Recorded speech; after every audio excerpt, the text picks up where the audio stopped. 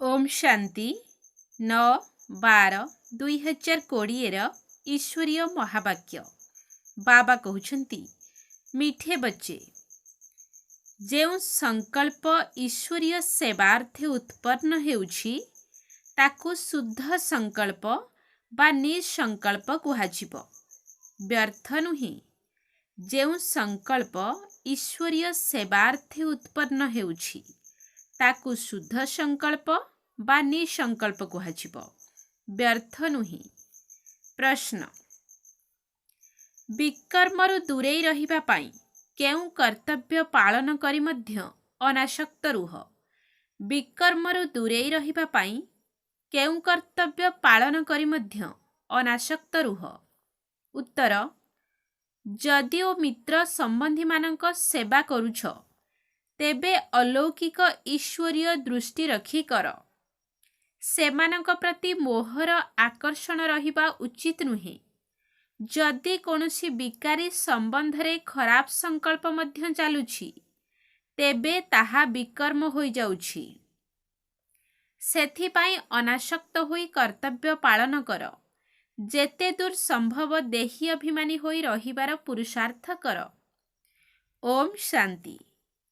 आज तुम्भ मानंकु संकल्प विकल्प निसंकल्प अथवा कर्म अकर्म एवं विकर्म संबंधरे बुझाउछि। जे पर्यंत तुमे माने एठारे अछ से पर्यंत तुमर संकल्प निश्चित चालिब। संकल्प न करी कोनोसी मनुष्य क्षणे मात्र रही परिबो नाही। तेबे एही संकल्प एठी भी चालिबो, सत्य जुगरे मध्य चालिबो एवं अज्ञान कालरे मध्य चाले। किंतु ज्ञान रे आसीबा परे तुमर संकल्प संकल्प नुहे, कारण तुमे माने परमात्मा को सेवा अर्थे निमित्त होइछ। तेणु जो संकल्प यज्ञ निमंते उत्पन्न हेउ सेही संकल्प संकल्प नुहे, ताहा हेउछि निसंकल्प। बाकी जो सब फालतू संकल्प चालुछि अर्थात कलिजुगी संसार एवं कलिजुगी मित्र संबंधी मानक प्रति चालुछि ताकू विकल्प कुहा जाए, जहा द्वारा विकर्म होई थाए एवं विकर्मरु दुख मिली थाए।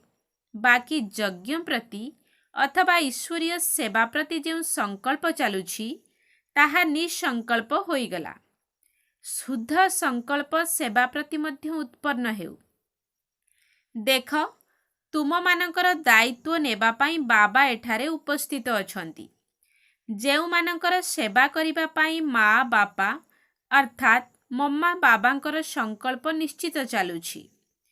किंतु एही संकल्प संकल्प नुहे। एथिरे विकर्म हुए नाही। किंतु जदि काहार विकारी संबंध प्रति संकल्प चालुछि तेबे तांकर विकर्म निश्चित होइथाए। बाबा तुम्भ मानंकु कहुछंती कि जदिओ मित्र संबंधी मानकर सेवा करुछ किंतु ताहा मध्य अलौकिक ईश्वरीय दृष्टि रे कर। सेठारे मोहर आकर्षण आसीबा उचित नुहे। अनासक्त होई निजर कर्तव्य पालन करिबा उचित। किंतु जी एठारे रही मध्य कर्म संबंधरे थिले मध्य चुक्त करि पारु नाहंती, तथापि सेमाने परमात्मा को हाथ छाड़ी देबा उचित नुहे।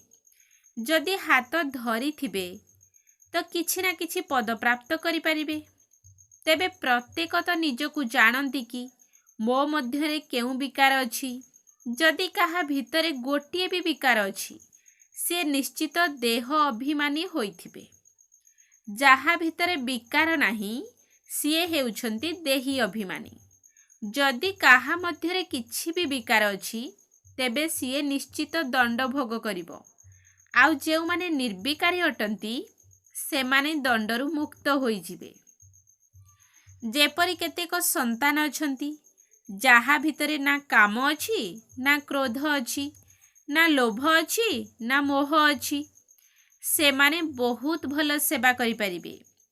तेबे तांकर हेउछि बहुत ज्ञान विज्ञानमय अवस्था। एथिरे तुमे सबु भोट देब अर्थात समर्थन करिब। तेबे एसबु जेपरि मु जानिछि सेहिपरि तुमे मध्य जानिछ। भलକୁ ସମସ୍ତେ ଭଲ କହିବେ। ଯାହାଙ୍କ ଭିତରେ କିଛି ଅବଗୁଣ ଥିବ ତାଙ୍କୁ ସମସ୍ତେ ସେହି ମତ ଦେବେ। ତେବେ ନିଶ୍ଚୟ କରିବାକୁ ହେବ ଯେ ଯାହାଙ୍କ ଭିତରେ କିଛି ବିକାର ଅଛି ସିଏ ସେବା କରିପାରିବେ ନାହିଁ। ଯେଉଁମାନେ ବିକାରରୁ ମୁକ୍ତ ସେମାନେ ସେବା କରି ଅନ୍ୟମାନଙ୍କୁ ନିଜ ସମାନ କରିପାରିବେ। ସେଥିପାଇଁ ବିକାର ଉପରେ ପୂର୍ଣ୍ଣ ବିଜୟ ଦରକାର, ବିକଳ୍ପ ଉପରେ ପୂର୍ଣ୍ଣ ବିଜୟ ଦରକାର। ଈଶ୍ୱର ଅର୍ଥେ ସଂକଳ୍ପକୁ ନିଃସଂକଳ୍ପ କୁହାଯିବ। ବାସ୍ତବରେ ନିଃସଂକଳ୍ପତା ତାକୁ କୁହାଯାଏ ଯେଉଁଠି ସଂକଳ୍ପ ଚାଲେ ହିଁ ନାହିଁ। ଦୁଃଖ ସୁଖରୁ ମନ ଯେପରି ଅଲଗା ହୋଇଯାଏ, ତାହା ସେ ସମୟରେ ହେବ ଯେତେବେଳେ ତୁମେମାନେ ସବୁ ହିସାବ କିତାବ ଯୁକ୍ତ କରି ଘରକୁ ଫେରିବ। ସେଠାରେ ଦୁଃଖ ସୁଖରୁ ନିର୍ଲିପ୍ତ ଅବସ୍ଥାରେ ରହିବ। ସେଠାରେ କୌଣସି ସଂକଳ୍ପ ଚାଲିବ ନାହିଁ। ସେହି ସମୟରେ କର୍ମ ଅକର୍ମ ଉଭୟରୁ ଊର୍ଦ୍ଧ୍ୱରେ ଅକର୍ମୀ ଅବସ୍ଥାରେ ରହୁଛ। ଏଇଠି ତୁମର ସଂକଳ୍ପ ନିଶ୍ଚୟ ଚାଲିବ, କାରଣ ତୁମେମାନେ ସାରା ଦୁନିଆକୁ ଶୁଦ୍ଧ କରିବା ପାଇଁ ନିମିତ୍ତ ହୋଇଛ।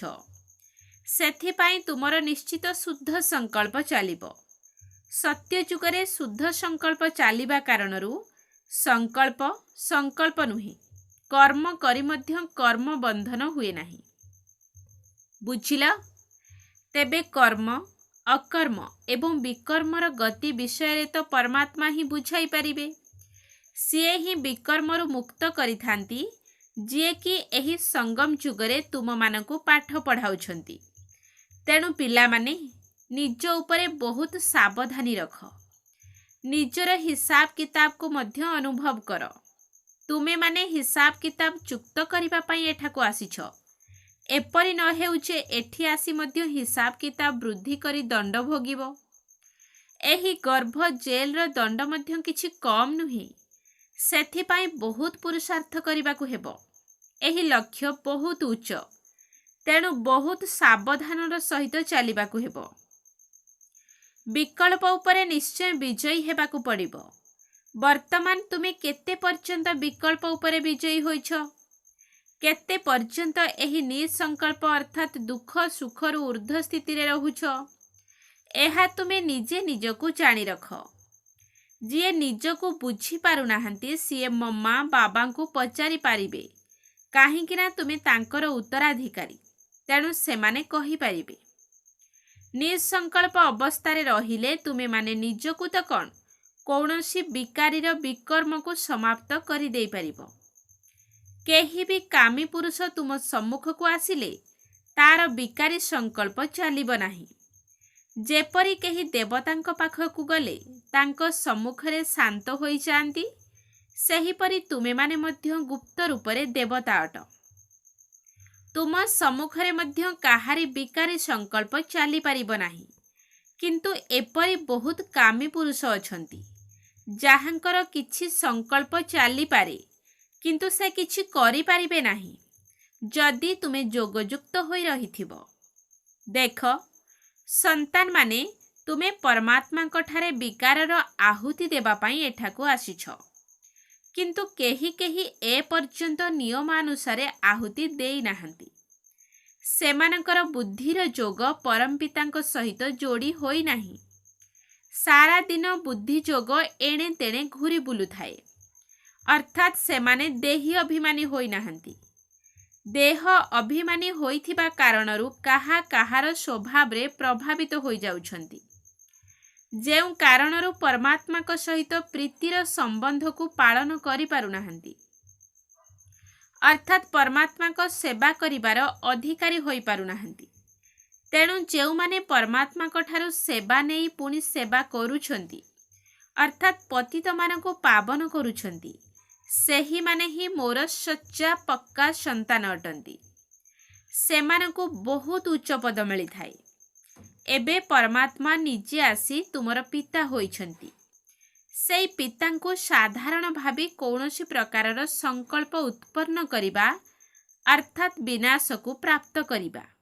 ବର୍ତ୍ତମାନ ସେହି ସମୟ ଆସିବ ଯେତେବେଳେ କି 108 ଜଣ ଜ୍ଞାନଗଙ୍ଗା ପୂର୍ଣ୍ଣ ଅବସ୍ଥାକୁ ପ୍ରାପ୍ତ କରିବେ। ବାକି ଆଉ ଯେଉଁମାନେ ପଢ଼ି ନଥିବେ ସେମାନେ ତ ନିଜର ହିଁ କ୍ଷତି କରିବେ। ଏକଥା ନିଶ୍ଚୟ ଜାଣିବାକୁ ହେବ ଯେ ଏହି ଈଶ୍ୱରୀୟ ଯଜ୍ଞରେ ଯିଏ ଲୁଚି ଛପି କାମ କରୁଛି ତାକୁ ସର୍ବଜ୍ଞ ବାବା ଦେଖି ନିଅନ୍ତି। ତାହା ପୁଣି ଏହି ସାକାର ବାବାଙ୍କୁ ସାବଧାନୀ ଦେବା ପାଇଁ ଜଣା ପଡ଼ିଯାଏ। ତେଣୁ କୌଣସି କଥା ଲୁଚାଇବା ଉଚିତ ନୁହେଁ। ଯଦିଓ ଭୁଲ ହୋଇଯାଉଛି କିନ୍ତୁ ତାହା ଜଣାଇ ଦେଲେ ଆଗାମୀ ସମୟ ପାଇଁ ରକ୍ଷା ପାଇପାରିବ। ତେଣୁ ସନ୍ତାନମାନେ ସାବଧାନ ରୁହ। ସନ୍ତାନମାନଙ୍କୁ ପ୍ରଥମେ ନିଜକୁ ବୁଝିବା ଦରକାର ଯେ ମୁଁ କିଏ, ହ୍ୱାଟ୍ ଆମ୍ ଆଇ। ଏହି ମୁଁ ଶବ୍ଦ ଶରୀର ପାଇଁ କୁହାଯାଏ ନାହିଁ, ମୁଁ ଆତ୍ମାକୁ କୁହାଯାଏ। ମୁଁ ଆତ୍ମା କେଉଁଠାରୁ ଆସିଛି, କାହାର ସନ୍ତାନ? ଆତ୍ମାକୁ ଯେତେବେଳେ ଏହି କଥା ଜଣା ପଡ଼ିବ ଯେ ମୁଁ ଆତ୍ମା ପରମପିତା ପରମାତ୍ମାଙ୍କର ସନ୍ତାନ, ତେବେ ନିଜର ପିତାଙ୍କୁ ମନେ ପକାଇଲେ ଖୁସି ଆସିଯିବ। ପିଲାକୁ ଖୁସି ସେତେବେଳେ ଲାଗିଥାଏ ଯେତେବେଳେ ସେ ପିତାର କର୍ତ୍ତବ୍ୟକୁ ଜାଣେ। ଯେ ପର୍ଯ୍ୟନ୍ତ ଛୋଟ ପିଲା ଅଛି ବାପାର କର୍ତ୍ତବ୍ୟକୁ ଜାଣି ନାହିଁ, ସେ ପର୍ଯ୍ୟନ୍ତ ଏତେ ଖୁସି ମିଳିନଥାଏ। ଯେତେବେଳେ ବଡ଼ ହୋଇଯାଏ, ବାପାର କର୍ତ୍ତବ୍ୟକୁ ଜାଣିଯାଏ, ସେତେବେଳେ ସେହି ନିଶା, ସେହି ଖୁସି ବଢ଼ି ଚାଲେ।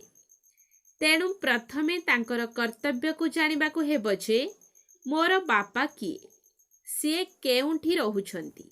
ଯଦି କୁହାଯିବ ଆତ୍ମା ତାଙ୍କଠାରେ ଲୀନ ହୋଇଯିବ, ତେବେ ଆତ୍ମା ବିନାଶୀ ହୋଇଗଲା।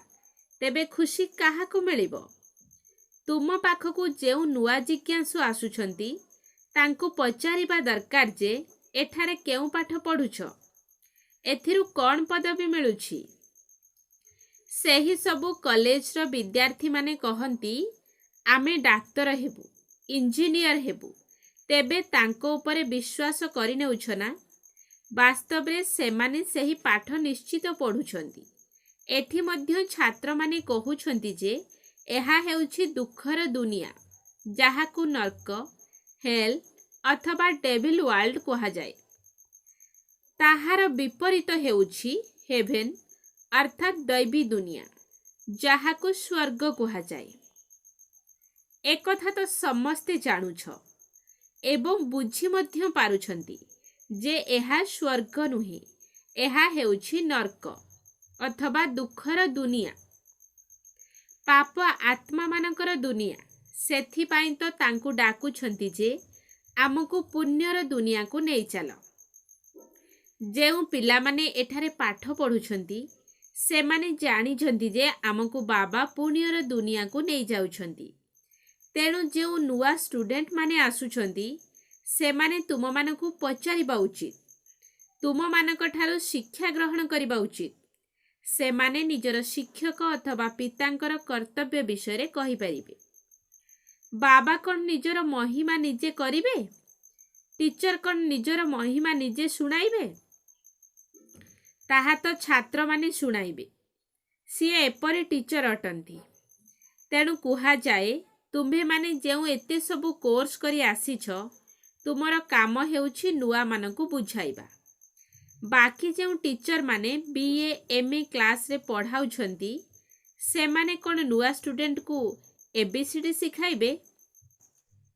କେହି କେହି ଷ୍ଟୁଡେଣ୍ଟ ବହୁତ ମେଧାବୀ ଥାଆନ୍ତି, ସେମାନେ ଅନ୍ୟମାନଙ୍କୁ ମଧ୍ୟ ପଢ଼ାନ୍ତି। ସେଥିରେ ମାତା ଗୁରୁ ପ୍ରସିଦ୍ଧ ଅଟନ୍ତି। ଇଏ ହେଉଛନ୍ତି ଦୈବୀ ଧର୍ମର ପ୍ରଥମ ମାତା, ଯାହାଙ୍କୁ ଜଗଦମ୍ବା କହୁଛନ୍ତି। ମାତାଙ୍କର ବହୁତ ମହିମା ରହିଛି। ବଙ୍ଗଳାରେ କାଳୀ, ଦୁର୍ଗା, ସରସ୍ୱତୀ ଏବଂ ଲକ୍ଷ୍ମୀ ଏହି 4 ଜଣ ଦେବୀଙ୍କର ବହୁତ ପୂଜା କରନ୍ତି।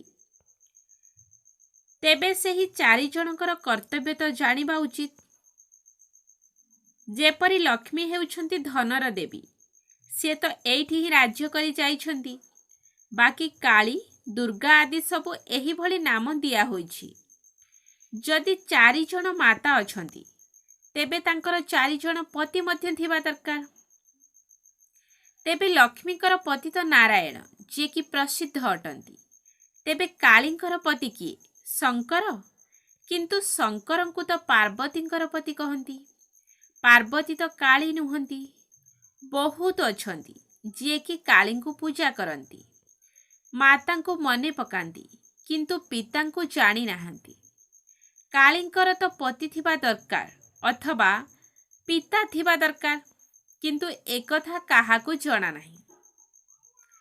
तुम मानकु बुझाइबाकू हेब जे दुनिया तो गोटिए, जहाँकि केतेबेले दुखर दुनिया अथवा नर्क होई जाए, सही पुणी सत्य जुगरे बहिष्ठ अथवा स्वर्ग होइथाए। लक्ष्मी नारायण मध्य एही सृष्टि रे जेतेबेले सत्य जुग थिला सेतेबेले राज्य करुथिले। बाकी सूक्ष्मरे तो कौनसी वैकुंठ नाही। जेउठी सूक्ष्मरे लक्ष्मी नारायण अछंती तांकर चित्र एही ठारे ही अछि, तेबे निश्चित भावरे सेमाने एही ठारे ही राज्य करी जाइछंती। सारा खेल एही स्थूल दुनिया रे चाले। इतिहास भूगोल हेउछि एही स्थूल दुनियार। सूक्ष्म लोकर कौनसी इतिहास भूगोल न थाए, किंतु तुमको सबु कथा छाड़ी नुआ जिज्ञासु मानकु प्रथमे अलफ अर्थात बाबांकर परिचय देबाकू हेबो। तापरे वे अर्थात बादशाही विषय बुझाइबाकू हेबो। अलफ हेउछंती गॉड, सीए सुप्रीम सोल अटंती। जे पर्यंत एकथा संपूर्ण भावरे बुझी नाहंती से पर्यंत परम पितांक प्रति सेतिकी स्नेह जाग्रत हेबो नाही। सही भली खुशी मध्य आसीब नाही, काहींकि ना प्रथमे जेतेबेले पितांकु जानिबे तेबे तांकर कर्तव्य को मध्य जानी खुशी हेबे। तेबे एही प्रथम कथा को बुझी बारे ही खुशी रहिछि। ईश्वर तो सदा खुशी आनंद स्वरूप अटंती। जेहेतु आमे तांकर संतान, तेणु काहींकि सही खुशी आम पाखरे न रहिबो, सही उत्फुल्लता काहींकि नाही। I am son of God अर्थात मु भगवान कर संतान। I am ever happy master God अर्थात मु सर्वदा खुशी रे रहुथिबा मास्टर गॉड, किंतु एही भली खुशी रहु नाही। एथिरु सिद्ध हेउछि जे निजको तांकर संतान बोली भाबु नाहंती। पिता सर्वदा खुशी बासिया, किंतु मु खुशी नुहे, काहींकि ना पितांकु जानी नाही। कथा तो बहुत सहज। केतेकंकु एही ज्ञान सुनिबा परिवर्ते शांति भल लागे, काहींकि ना बहुत अछंती जे कि ज्ञान बुझी पारिबे नाही।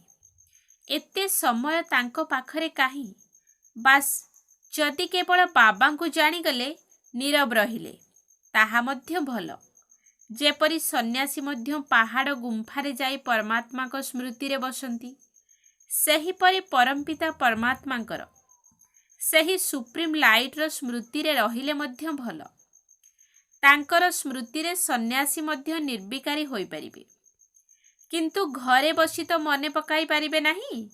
सेठी तो छुआ पिलांक प्रति मोह रहिबो, सेथिपाई तो सन्यास करिथांती। जदि पवित्र होई गले तेबे सेथिरे मध्य सुख तो अछि ना। सन्यासी माने सबुठारु भल।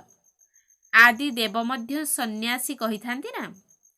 तांकर सम्मुखरे आदि देवंकर एही मंदिर विराजमान, जेउठी से तपस्या करुछंती। गीतारे मध्य कहुछंती देहर सबु धर्म को सन्यास कर। सेमाने सन्यास कला परे महात्मा होई जांती। गृहस्थंकु महात्मा कहिबा नियम नुहे। तुमको तो परमात्मा आसी सन्यास कराइछंती, तेबे सुख पाइबा पाई ही तो सन्यास करिथांती। महात्मा माने केबे दुखी हुअंती नाही। जदि राजा माने मध्य सन्यास करंती तेबे सेमाने मध्य मुकुट आदि फिंगी दियंती। जेपरी राजा गोपीचंद सन्यास करिथिले, तेबे निश्चित एथिरे सुख अछि। अच्छा, मिठा मिठा सिकिलधे संतान मानक प्रति माता पिता बाप दादांकर मधुर स्नेह भरा स्मृति एवं सुप्रभात। आत्मिक पितांकर आत्मिक संतान मानकु नमस्ते। आत्मिक संतान मानकर आत्मिक बाप दादांकु नमस्ते नमस्ते नमस्ते, सुप्रभात। धारणा पाई मुख्य सार 1 नंबर पॉइंट। ଲୁଚି ଛପି କୌଣସି ବି ଓଲଟା କର୍ମ କରିବାର ନାହିଁ। ବାପ ଦାଦାଙ୍କୁ କୌଣସି କଥା ଛୁପାଇବାର ନାହିଁ। ବହୁତ ସାବଧାନ ରହିବାର ଅଛି। ଲୁଚି ଛପି କୌଣସି ବି ଓଲଟା କର୍ମ କରିବାର ନାହିଁ। ବାପ ଦାଦାଙ୍କୁ କୌଣସି କଥା ଲୁଚାଇବାର ନାହିଁ। ବହୁତ ସାବଧାନ ରହିବାର ଅଛି। 2 number point, student shows teacher, ଅର୍ଥାତ୍ ଶିକ୍ଷକଙ୍କ ଠାରୁ ଯାହା ପଢ଼ିଛ ତାହା ଅନ୍ୟମାନଙ୍କୁ ପଢ଼ାଇବାର ଅଛି। ଆମେ ଖୁସିର ସାଗର ଈଶ୍ୱରଙ୍କର ସନ୍ତାନ, ତେଣୁ ଏହି ସ୍ମୃତି ଆଧାରରେ ଅପାର ଖୁସିରେ ରହିବାର ଅଛି। ଷ୍ଟୁଡେଣ୍ଟ ସୋଜ୍ ଟିଚର, ଅର୍ଥାତ୍ ଶିକ୍ଷକଙ୍କ ଠାରୁ ଯାହା ପଢ଼ିଛ ତାହା ଅନ୍ୟମାନଙ୍କୁ ପଢ଼ାଇବାର ଅଛି।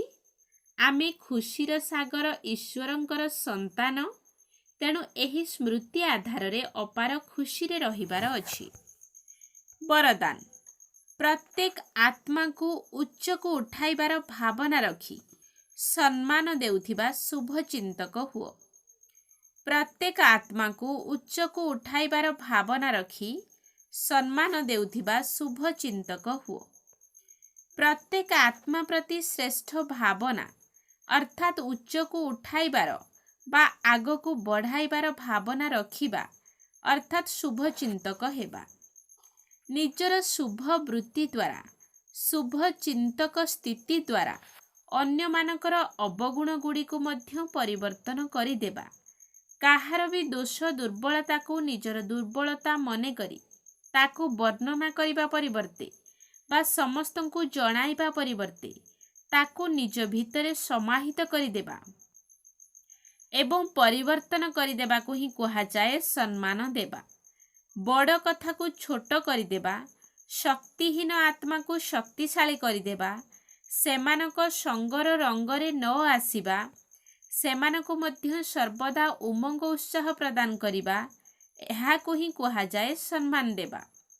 ଏହିଭଳି ସମସ୍ତଙ୍କୁ ସମ୍ମାନ ଦେଉଥିବା ଆତ୍ମାମାନେ ହିଁ ଶୁଭଚିନ୍ତକ ଅଟନ୍ତି। ସ୍ଲୋଗାନ, ନିଜର ପୁରୁଣା ସ୍ୱଭାବ ସଂସ୍କାର ହିଁ ତ୍ୟାଗର ଭାଗ୍ୟକୁ ସମାପ୍ତ କରିଦିଏ। ସେଥିପାଇଁ ତାକୁ ମଧ୍ୟ ତ୍ୟାଗ କର। ନିଜର ପୁରୁଣା ସ୍ୱଭାବ ସଂସ୍କାର ହିଁ ତ୍ୟାଗର ଭାଗ୍ୟକୁ ସମାପ୍ତ କରିଦିଏ। ସେଥିପାଇଁ ତାକୁ ମଧ୍ୟ ତ୍ୟାଗ କର। ଓମ୍ ଶାନ୍ତି।